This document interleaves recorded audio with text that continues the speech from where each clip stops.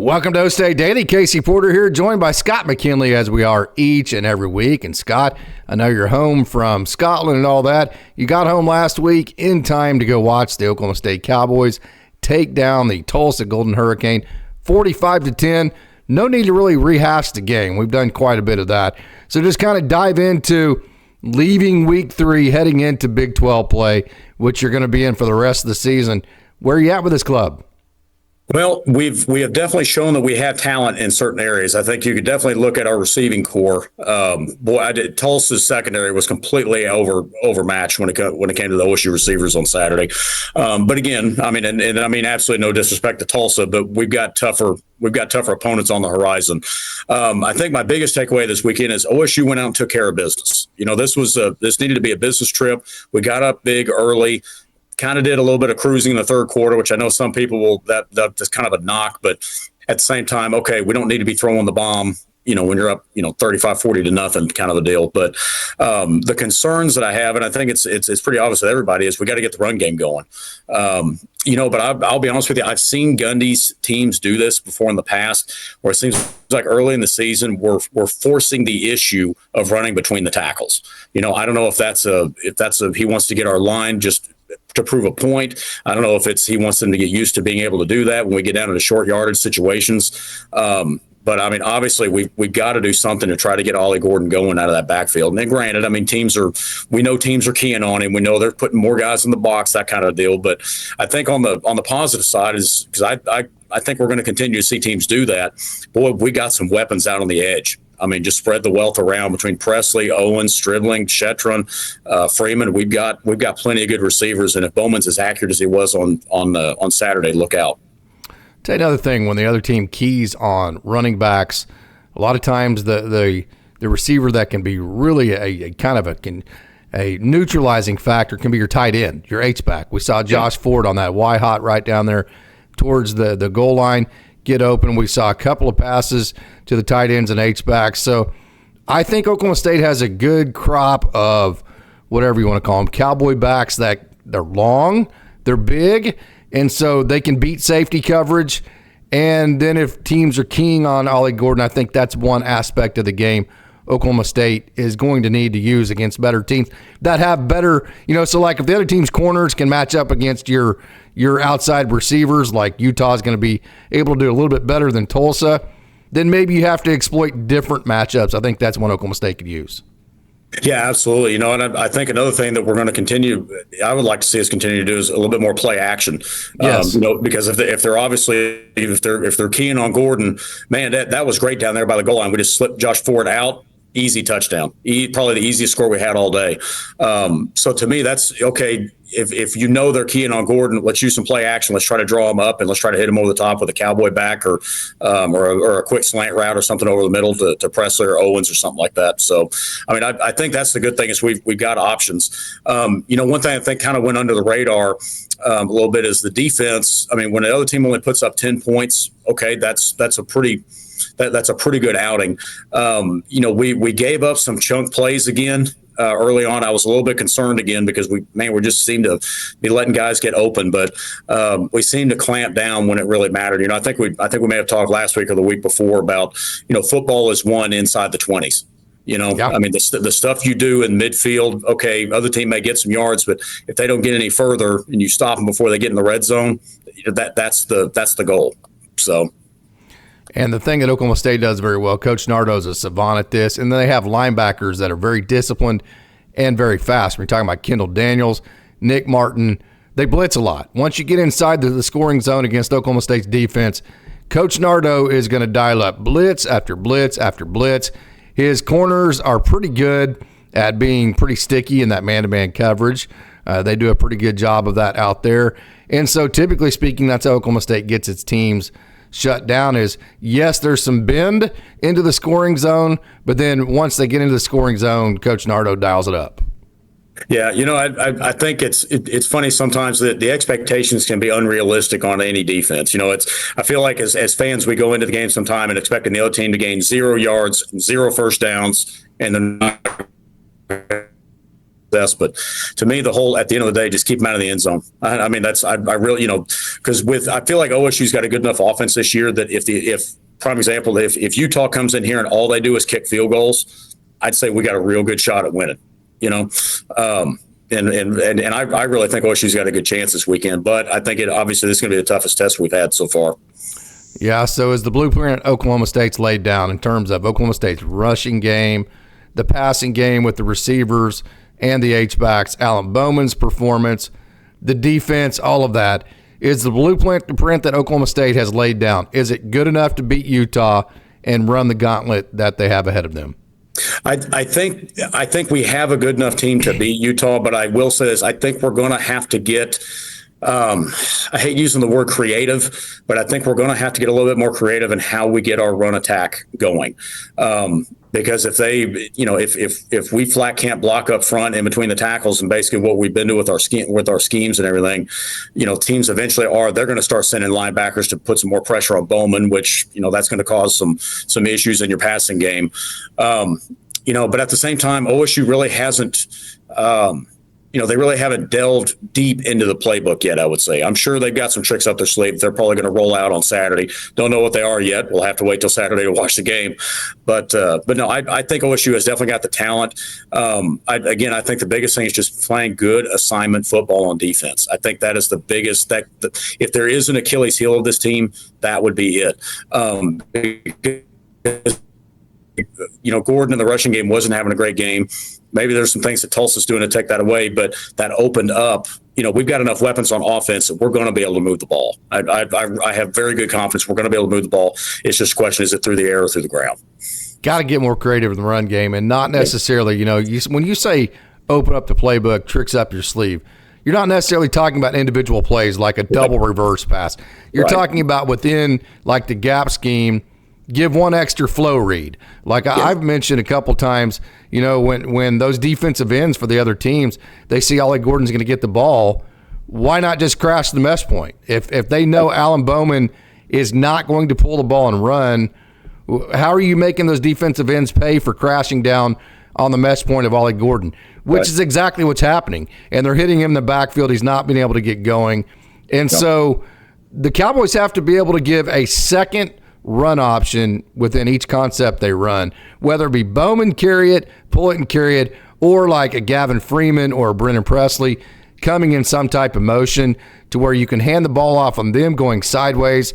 So the defense can't just, those defensive ends and linebackers and everybody can't just crash the mesh point. I think that's where you have to get creative. Yeah, no, I totally agree. And particularly when we get into situations where it's a pretty much, it's a running down. You know what I mean? Oklahoma State would really like to run the ball here. And if all that we've got in the backfield is Ollie Gordon, and Bowman's not a threat, it becomes really easy. How hard is that to defense? Is my point. No, you're exactly right. You know exactly where the ball's going. It doesn't take a genius to figure that one out. So no, I'm with you. I like the idea of putting guys in motion. I even like the idea of running a two-back set every now and then. Yeah. Just a little bit of, okay, well, maybe they're going to give it to Gordon, maybe they're going to give it to the other guy. And I would like to think that we're probably going to make some of those adjustments. I think we're going to see some different looks, I would say, on Saturday than what we've seen so far.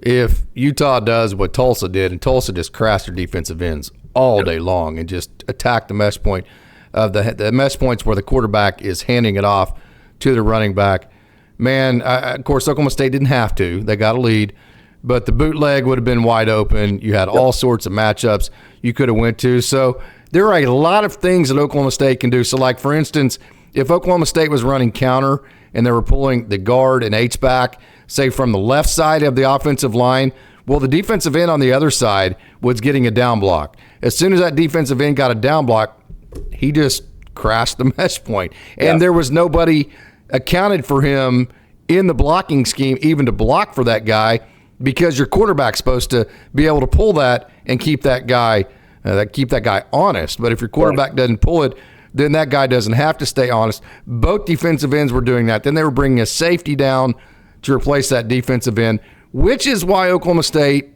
found so much success in those one-on-one matchups.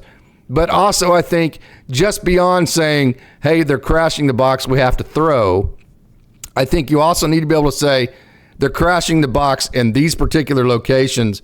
So we need to be able to run in these different locations and still run the ball, even though that they're overloading certain spots. I don't think it's as simple as saying just pass it or run it. I think you need to be able to figure out different ways to run it. Well, and sometimes it's funny that it could, okay, let's say that they're going to send a linebacker, they're going to send a safety on a blitz. If they send the safety or the linebacker on the left side, but there was a telltale sign that they were going to do that, and you decide to run to the right, and that guy just became completely neutralized because he went to the wrong side of the line. Exactly. It really could be that simple. So absolutely. I think our coaching staff will make those adjustments. Like we said before, Casey Dunn catches a lot of flack, but I think he's a pretty smart football coach. He is. They're going to find a way to get Ollie in the run game going. How many rushing yards does Oklahoma State need to beat Utah? At least 150? I would say at minimum, yes. So kind of my question is, how do you get there? I mean, your backup running back, Trent Hallinan, he had 56 yards. That was nice to see, but it was in mop-up duty, no doubt about that. Ollie Gordon has not been able to get going. Valahi he hasn't been able to get anything going. Sessi Valahi this year. Alan Bowman, your first two games was the second leading rusher with 9 yards. So if the over/under is 150 and rushing, my question is, how in the hell do you get to 150 yards rushing against Utah? To me, I think a couple ways. One of the things I still really like is I like Ollie Gordon as a receiving option out of the backfield as well. I do think that the play action open up your passing game a little bit. Basically, you got to make Utah respect your passing game. Which after this last weekend, they may. I'm curious to see how they're going to play it, because it's obvious we have, like I said before, we've got weapons on the outside. If you commit 100% to stopping the run, there's going to be some passing lanes that are going to be open, and we've got receivers that can do some damage. I think the other thing I'd look at is, we haven't been able to break one yet. You know what I mean? That's the other way. We haven't been able to get past the line of scrimmage to the second level of the defense yet. Exactly. So, so my deal is, if we could get Gordon to go off for a 60-yard run on Saturday, take one to the house. One, from a yard standpoint, that gets you there. But the other thing, that's the kind of production we're looking for. It's going to be very difficult. I think it's going to be a very, very tough game. Here's my question for you. Do you expect a high scoring or a low scoring game Saturday? Well, I think if it's high scoring, Oklahoma State will win that game. If it's low scoring, I think it'll be very close. I don't think it's going to be either. I think both teams are going to score 3 to 4 touchdowns, something like that, because I think Oklahoma State's going to bust. The way it's not necessarily a bust. Oklahoma State's so aggressive in the way they bring their safeties downhill in their scheme that sometimes you're going to get caught in a run-pass conflict and you're just going to get beaten one-on-one coverage, and it's going to happen. So I think that Oklahoma State, to get rid of some of the busts that happen, you would have to fundamentally change the aggressive nature of which you play, of which I don't think that would be a plus positive for OSU. So I think there's going to be some bust. I think Utah, if Cam Rising is in, they're going to have 3 or 4 possessions throughout a game that's going to be successful. And I'm with you. The difference between Utah scoring 28 and, say, 17, 28 maybe beating Oklahoma State, and 17 and Oklahoma State winning like 20-17 is what's going to happen inside the red zone. And here is my concern, and this was my concern with Arkansas in overtime. I still don't know how Oklahoma State won that game. If Utah is substantially the better rushing team, and if it comes down to a red zone game, wouldn't that favor them quite substantially? Yeah, you would think. That's the thing. That's the problem, is once you get down inside the red zone, and like we talked before, football, it always comes down to that. It's real simple, guys. I need 3 yards here. Who's going to get it? And that's the problem, is up to this point, I don't have a lot of confidence that if it's a typical running situation, short yardage, we've got to get it. Right now we haven't found a way to do that yet, and unfortunately that could come back to bite us this Saturday. I think another thing Oklahoma State could do is maybe put like a Brennan Presley or somebody like that in a wildcat situation, to where I don't think they would do that. That's out of brand for Mike Gundy, especially do that in the middle of the season, and they've never done it before.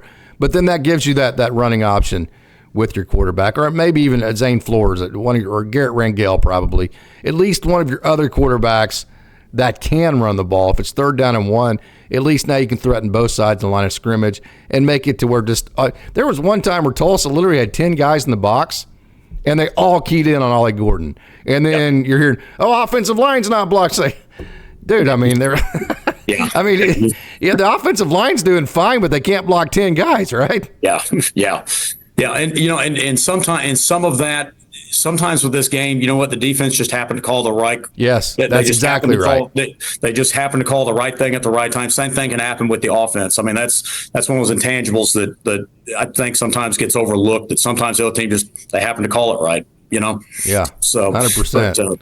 But no, the other thing is, once you get inside the red zone, the options that you have from an offensive standpoint become limited, because now you can't stretch them deep because you don't have enough room to go over there. Safeties are closer to the receivers, that kind of thing. Exactly. So it's at a certain point, we're going to have to find a way to run the football. And that's Mike Gundy has said that for years, that in order to have success, we have to run the football. And he says that pretty much every single year. So I have no doubt that that's going to be a focus this week. And I expect it to be a little bit better this Saturday.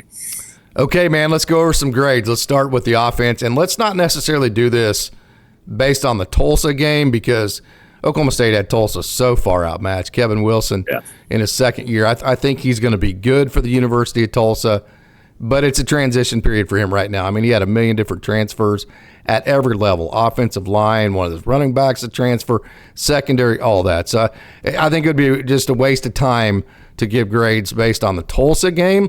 So let's give grades through week 3. Just the total accumulation of work that the Cowboys have done. So let's start on the offensive side. Alan Bowman, I thought he had his best game Saturday. So give us your grade on Alan Bowman. I'd say for the first 3 games, I gave him probably a B+. He did have the one pick Saturday. I mean, that game was fairly well, taken care of. But I wish somebody else was in there at that point, getting experience to somebody else. But that's just me. Yeah, no, I'm with you there. But Bowman's had enough experience over his 7-year career. But I'd say Bowman has played well. He hasn't been perfect. He's made some mistakes. The Arkansas game obviously kind of stood out that, okay, he needed to play better. But in his defense, I was very pleased with what I saw Saturday, that he had it was a nice bounce back game for him. Again, recognize who Tulsa is compared to some of the other competition, but he did exactly what we were hoping he would do on Saturday, which is come out and just light them up. So I'd say for the first 3 games, I give him probably a B, maybe a B+. There's still some things to work on, but overall, I think Bowman has done a pretty nice job. What grade of a game will Alan Bowman have to beat Utah? I think we're going to need him to have. Can he win with a B+? I think we can, but I'd say I'm going to say it's a sliding scale. If we come out and we get 150, 200 yards of on the ground, I'd say we can win with a B+ effort. Right. If not, we're going to need an A game. So, Alan Bowman, 75 for 112 on the season, 2 interceptions, 8 touchdowns, a quarterback rating of 159.49, which I would have to say, with basically no rushing game whatsoever, I think that's pretty good to be able to compile that in the face of having a guy like Ollie Gordon. That, of course, Ollie Gordon, although Oklahoma State is not rushing the ball, he still is drawing so much attention. So I'm going to give probably Alan Bowman a B-. I think he could be. I think he's been okay. I think he's going to have to be better to beat Utah. Running backs, I think Trent Hallen, 56 yards, was good this past week. Ollie Gordon, though, has struggled. So give the running backs a grade. Again, this one's on a sliding scale because it depends on, okay, like you said before, the O-line can't block everybody if they got 10 guys coming at you, that kind of deal. So some of this is on the O-line, but I'd say to this point, I probably have to give running backs probably a C-. Frankly, we've got to get more production out of the running backs. Again, some of that is scheme. Maybe some of that's on the running backs. Some of that's on the O-line. I think there's reasons to go around to multiple different units. But I don't think we can give a higher grade than that until at least at this point. I'm hoping we get an A+ and we put 300-400 yards on the ground on Saturday. But I think at this point I probably have to go probably a C-. Can Ollie Gordon have a C- and we beat Utah? No. We're going to have to. We need Ollie to do Ollie things on Saturday. I think the Oklahoma State's done a great job of using Brennan Presley in every which way except for the rushing game. Presley only has 3 carries on the year for 29 yards. Again, I think his ability to make the defense run sideways could be a major plus positive for this rushing attack of Oklahoma State, and I think they need to institute that as soon as Saturday. Ollie Gordon on the year, he has 62 carries for 230 yards, net 216 yards. His long is only 22. That's what you mentioned earlier. Yeah. His longest run of the year is only 22 yards, averaging 72 yards a game, which isn't like just unbelievably terrible. But for Ollie Gordon, we obviously expect way more than that. Okay, so the receiving core, the receivers. Receivers, I mean, and I may have a slight recency bias just because what I saw at Tulsa, but I got to give the receivers an A, maybe an A minus. I mean, the receivers have played very well. We've had a couple of drops. That's the only reason why I'd say that I probably throw in the minus there. But I mean, otherwise, I mean, we had some jump balls that they went up and got. There was one we had. I can't remember, was it Stribling or was it? No, it was Shetron that had the long one. Yeah, on Saturday. Yeah, that's impressive. He just flat ran past that kid. I mean. And Bowman threw a dime to him, hit him in stride. I mean, I've been very, very impressed with OSU's receivers, and I think that's an area where we've got a lot of depth.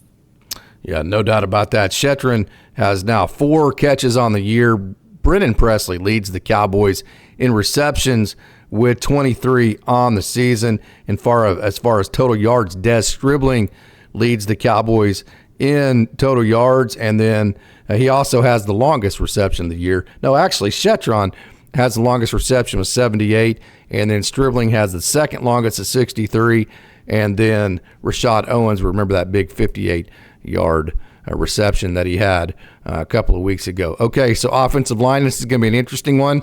I think they're getting dumped on by Oklahoma State. I think it's too easy just to say offensive line isn't blocking. That's why we're not running. So I think their grade is very interesting. Yeah, right now I think I would probably – I'm going to shoot in the middle. I'm going to say probably a C+. I'm with you. I can't. The pass blocking's been great. You got to give him credit for that. Yeah, but at the same time, we saw some of this, and I don't know, maybe it's from a scheme standpoint or where we saw a little bit of this last year. We really struggled to run the ball early, and then of course, okay, Ollie got inserted into the lineup. Okay, yes, that made a difference, but a lot of people I think forget last year is that there were a lot of changes that were made. Either from, we're going to move this guy to guard, move this guy to tackle, we're going to change the scheme, those kind of things. Those kind of things happened last year, and it was after week 3 that they made those changes, and they got a lot better. I don't think it's necessarily a lack of talent. I think that team's they're very veteran. They've been there before. They are talented. We've just got to get the right guy blocking the right guy at the right time, and I think we'll get there. So, Cowboy backs. Man, I can't say enough about the Cowboy backs. I got to give them an A on that one. I agree. We're utilizing them more. That was just I go back. That was just phenomenal with the Josh Ford touchdown because we were able to slip him right over the top. And again, some of that has to do with the way that they're playing it with the run game. Is if they're going to commit all those guys and they're going to blitz and crash the DNs, just throw it over the top of them. Let's use the Cowboy back.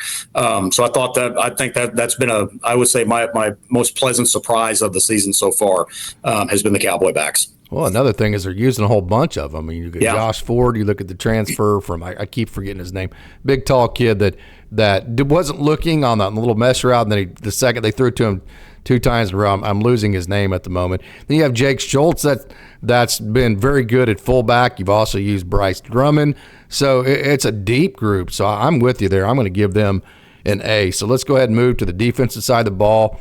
Let's include defensive ends with your 2 defensive linemen. It appears like Oklahoma State has gone mostly to a 40 front this year. So talk about the defensive line. D-line is kind of an interesting one because I thought that they had a fairly good game on Saturday. I saw a lot more. We were getting a lot more stops. It's that cutback. The cutback's what's killing them. Yeah, the cutbacks is what killing them. But if on the runs that are pretty straight ahead, when Tulsa tried to run something off tackle or something like that, we were crashing pretty good. We were able to wreak some havoc in there, if you will. I'd say D line. I'd probably give them a B, maybe a B minus. I think they've done well enough to win. Which again, that's all these grades we're talking about. We're 3-0. I think the DNs have been good, but again, there's certain times that with the cutbacks and those kind of things, we've got to get better if we're going to start beating some of these better teams. So 8 sacks for 69 yards in losses, and I would say out of those 8 sacks, probably all of them come on blitzes. And then until that, the backside, so like they're going to run a zone to the right, and so the defensive side, opposite where the play's going, that's where Oklahoma State's getting hurt. That backside tackle is just hinging. Our defensive ends are getting too far upfield, and it's leaving that cutback lane wide open. So until the Cowboys, so what they're having to do right now is they're having to leave Nick Martin and Trey Rucker on the backside of plays, which means you have one less linebacker on the play side. So if you have a team that has more girth and you're having to remove one linebacker from the play side of things, that's not going to be a good situation. So the adjustments have worked against like even Arkansas last week because they weren't ready for that, where you keep Nick Martin and Trey Rucker to that backside cutback lane. It would be a hell of a lot better, though, if your backside defensive end actually squeezed down on that and he was the one that cut that cutback lane off. Then you can use your linebacker in Nick Martin to actually play the play side of things and get a little bit more physical. So until the Cowboys close that hole, I just can't go. And until they can get pressure on the quarterback without blitzing, I just can't go any higher than really a C+ at this point for the defensive line. I hope that doesn't sound too negative.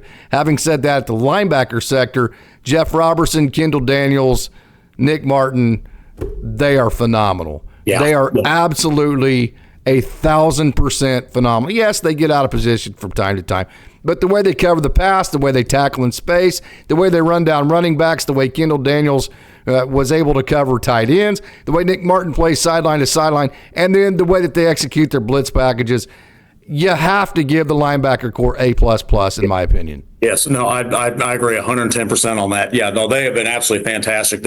And that's what I want out of a linebacker is a guy that's maybe slightly crazy. Yes, you know what I mean. Just ever so slightly, but that's like something's a little off of that. yeah, exactly. But that's exactly right, and that's what we've got with our linebacking core. Because it seems like every time that there's a big play that comes up, they're flying around, they're rallying to the ball. What can you say? I can't say enough about our linebackers at this point. They've absolutely performed brilliantly, and we're going to need that going forward. That's something we're going to have if we're going to have a chance to make a run at this. Secondary is a mixed bag because you have some great coverages. They were in man-to-man coverage all day long. Cam Smith chased that mesh route. That was a shallow cross, and he was dealing with another shallow cross that, if you notice that big pass play that Tulsa got early in the game, if you go to my game breakdown, that was a pick. I mean, the mesh route literally ran into our corner, and the ball was not thrown behind the line of scrimmage. The umpire in the middle field just completely didn't see it, but that should have been a penalty. So Cam Smith was dealing with that underneath mesh route, so he's having to get out of the way of that guy. Also play man coverage on his shallow cross. He did all that, turned his head at the perfect time, picked the ball off. Then you had a couple of – Kobe Hilton had a couple of nice pass breakups and plays, the redshirt senior from UTEP, the transfer from UTEP last year. And then you had your couple of Corey Black plays that you have every year. Trey Rucker had some nice coverage plays. He had some nice fit-ups on the run. But then you also have some plays to where you kind of scratch your head as well. And not necessarily Saturday, but overall in the season. So I think there's a lot of areas where you give the secondary A++. Then there's other areas where you give them F++. And so I think whenever you average it in the middle, it's a C+, B-, I think. Yeah, I would agree. You know what this secondary kind of reminds me of a little bit? It reminds me a little bit of the secondary we had in 2011. Yes, where they ball hawkers. Yeah. The basically opportunistic. We're giving them some yards. We may be giving them some big plays, but we're getting picks. And if your offense continues to move, I mean, that's one thing. We are putting up some points on offense. Now, there's some concern as to how we're doing it, but we are putting up points on offense. So, no, I mean, that was the thing that kind of occurred to me on Saturday is that this team reminds me a little bit of that 2011 dude. They're just to keep getting picks, guys, Yeah. So, no, I agree with you. I think it's a mixed bag on that. I'd probably go B-, C+, same as you on that.